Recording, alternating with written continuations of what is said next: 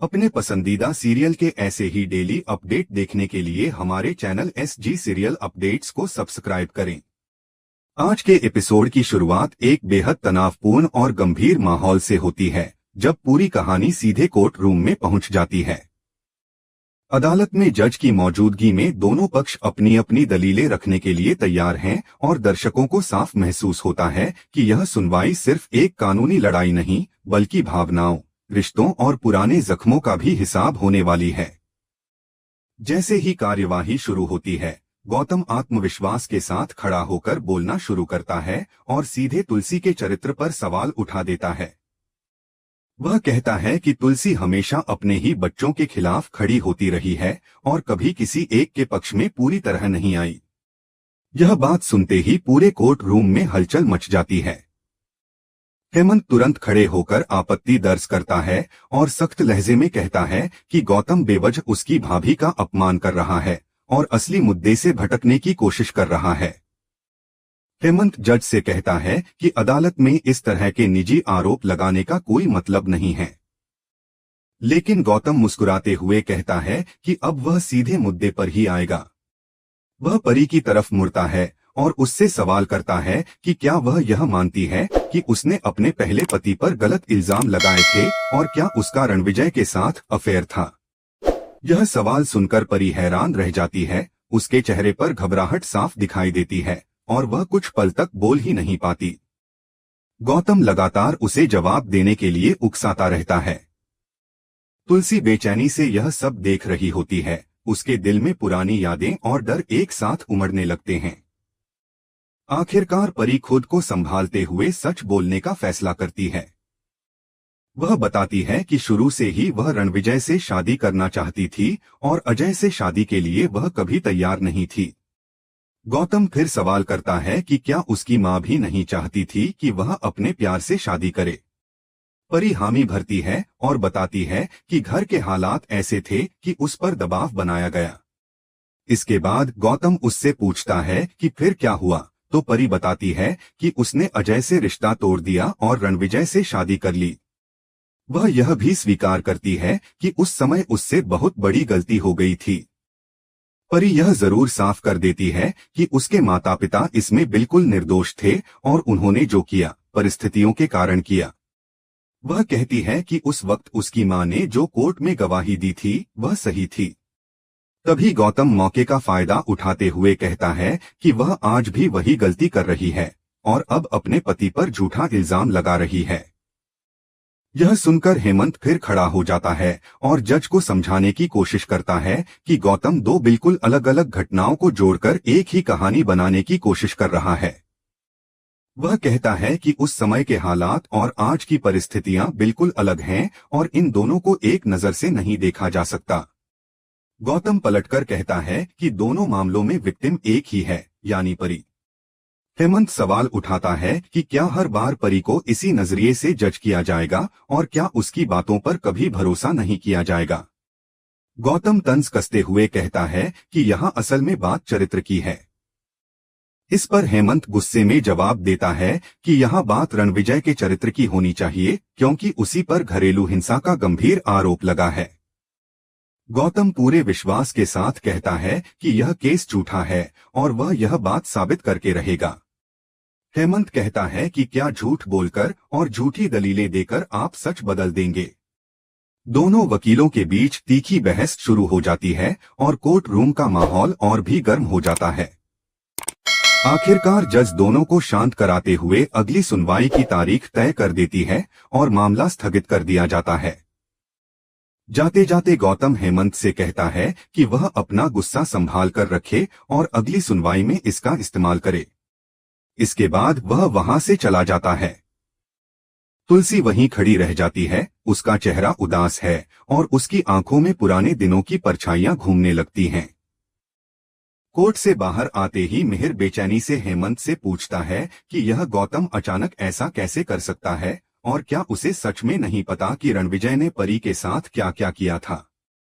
हेमंत बताता है कि गौतम रणविजय का केस लड़ रहा है और उसे सब कुछ पता होते हुए भी वह यह सब कर रहा है। मिहिर हैरान होकर पूछता है कि फिर आखिर वह ऐसा क्यों कर रहा है। हेमंत कहता है कि गौतम असल में परी के खिलाफ नहीं बल्कि तुम सबके खिलाफ लड़ रहा है। शोभा भी दुखी होकर कहती है कि इतने बड़े बेटे होने के बावजूद वह ऐसा क्यों कर रहा है। तभी नोना ताने मारना शुरू कर देती है और कहती है कि तुलसी तो खुद को बहुत अच्छी माँ समझती है, फिर भी उसका बेटा ऐसा कैसे बन गया।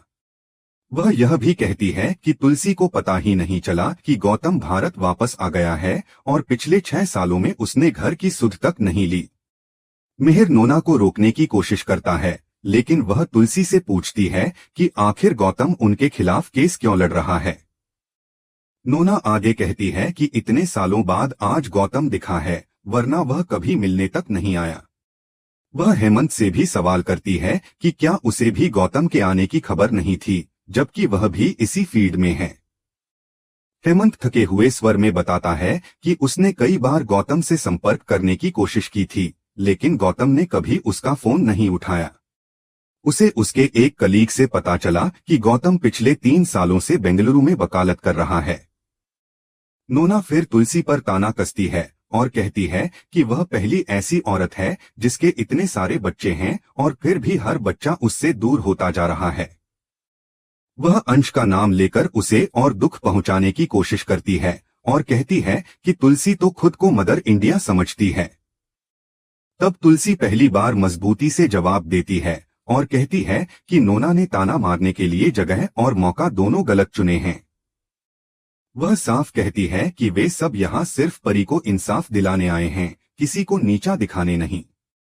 तुलसी भावुक होकर बताती है कि उसके लिए उसके सारे बच्चे बराबर हैं और वह खुद को धन्य मानती है कि भगवान ने उसे इतने बच्चे दिए। उसकी आवाज में दर्द भी है और गर्व भी, और जो आगे आने वाले तूफान की आहट साफ सुना देता है। तुलसी पूरे गर्व और आत्मविश्वास के साथ नोना की तरफ देखकर कहती है कि यह बात तुम कभी समझ ही नहीं पाओगी, क्योंकि बच्चों का सच्चा प्यार और उनका आशीर्वाद वही इंसान समझ सकता है जिसे अपने बच्चों से बिना शर्त प्रेम मिलता हो। नोना कुछ पल के लिए चुप हो जाती है, फिर हल्के से तंज कसते हुए पूछती है कि अब इस इतनी बड़ी समस्या को तुम कैसे सुलझाने वाली हो। इस सवाल पर तुलसी कुछ देर खामोश रहती है, फिर अंश का जिक्र करती है और कहती है कि तुमने उसके बारे में जरूर सुना होगा, लेकिन किसी ने तुम्हें यह नहीं बताया होगा कि मैं उससे कितना प्यार करती हूँ। वह भावुक होकर बताती है कि हालात चाहे जैसे भी रहे हों, माँ का दिल अपने बच्चे के लिए कभी कठोर नहीं हो सकता। नोना यह सुनकर चुप रह जाती है और कोई जवाब नहीं देती। इसके बाद तुलसी हेमंत को एक तरफ ले जाती है और उससे कहती है कि उसे कुछ जरूरी जानकारी निकलवानी है। हेमंत हैरान होकर पूछता है कि आप यह सब क्यों करना चाहती हैं और आखिर किस बारे में पता लगाना है। तुलसी भारी मन से कहती है कि यह सब उसे बहुत पहले ही कर लेना चाहिए था, लेकिन उसने देर कर दी। हेमंत उसे भरोसा दिलाता है कि वह जल्द से जल्द सारी जानकारी इकट्ठा करके उसे भेज देगा। तुलसी उसे धन्यवाद देती है और वहां से निकल पड़ती है। कुछ समय बाद तुलसी गौतम वीरानी के दिए हुए पते पर पहुंचती है, लेकिन वहां पहुंचकर उसे पता चलता है कि घर पूरी तरह बंद है। आसपास खड़े एक आदमी से वह पूछती है तो वह आदमी बताता है कि गौतम यहाँ ज्यादा समय नहीं रहता और अक्सर शहर से बाहर ही रहता है। तुलसी थोड़ी निराश होती है, फिर एक कागज पर जल्दी जल्दी कुछ लिखती है और उस आदमी को देते हुए कहती है कि जब भी गौतम आए यह नोट उसे जरूर दे देना। इतना कहकर वह वहां से चली जाती है। जैसे ही तुलसी जाती है, वह आदमी दरवाजा खोलता है और अंदर से गौतम खुद बाहर आता है, जो पहले से ही घर के भीतर मौजूद था। आदमी उसे वह नोट देता है और कहता है कि एक महिला देकर गई है। गौतम नोट पढ़ता है, उसे धन्यवाद देता है और खिड़की से तुलसी को जाते हुए देखता रहता है। उसके चेहरे पर उदासी साफ झलकती है और वह कुछ देर तक वहीं खड़ा रह जाता है। दूसरी ओर अंगद और वृंदा को यह खबर मिलती है कि गौतम उनके खिलाफ केस लड़ रहा है। यह सुनते ही दोनों हैरान रह जाते हैं और समझ नहीं पाते कि आखिर ऐसा कैसे हो सकता है।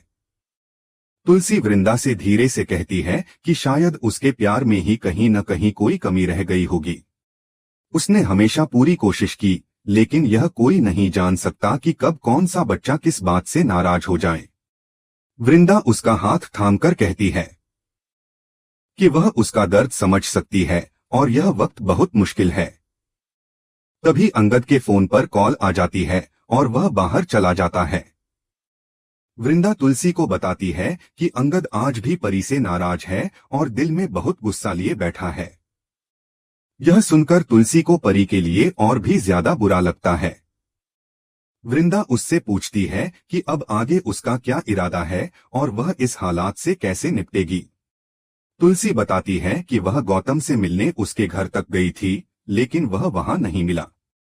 वृंदा हैरानी से पूछती है कि फिर अब तुम उससे बात कैसे करोगी। तुलसी थोड़ी सोचकर कहती है कि कल कोर्ट में जरूर उसकी मुलाकात गौतम से हो जाएगी और वहीं वह उससे बात करने की कोशिश करेगी। अगले दिन कोर्ट में जब सब लोग इकट्ठा होते हैं तो गौतम भी वहां पहुंचता है। तुलसी उसे देखते ही उसके पास जाती है और बड़े प्यार से पूछती है कि तुम कैसे हो, भारत कब आए, तुमने एक बार भी मुझसे बात क्यों नहीं की, कभी घर के किसी फंक्शन में क्यों नहीं आए। वह बताती है कि घर छोड़ने के बाद भी उसने कई बार उससे संपर्क करने की कोशिश की, लेकिन उसने कभी फोन तक नहीं उठाया। गौतम चुपचाप उसकी बातें सुनता रहता है, लेकिन कोई जवाब नहीं देता। तभी वह अचानक अपना फोन कान से लगाकर दिखाता है कि वह किसी कॉल पर बात कर रहा है। तुलसी का दिल टूट जाता है और उसकी आंखों में नमी आ जाती है। गौतम जानबूझकर उसे नजरअंदाज करते हुए फोन पर कहता है कि आज उसकी पूरी तैयारी है। फोन रखने के बाद वह तुलसी से बेहद ठंडे और सख्त लहजे में कहता है कि वह इस केस को लेकर बहुत गंभीर है और किसी भी कीमत पर हारना नहीं चाहता। इतना कहकर वह जाने लगता है तो तुलसी उससे उसकी पत्नी और बच्चों के बारे में पूछ लेती है। यह सुनकर गौतम और भी रूखा हो जाता है और कहता है कि आप अपने बेटे से जो सवाल पूछ रही हैं, अगर उनके जवाब आपके पास नहीं हैं, तो यही आपकी सबसे बड़ी सच्चाई है। तुलसी दुखी होकर कहती है कि उसे समझ नहीं आ रहा कि वह ऐसा क्यों कर रहा है।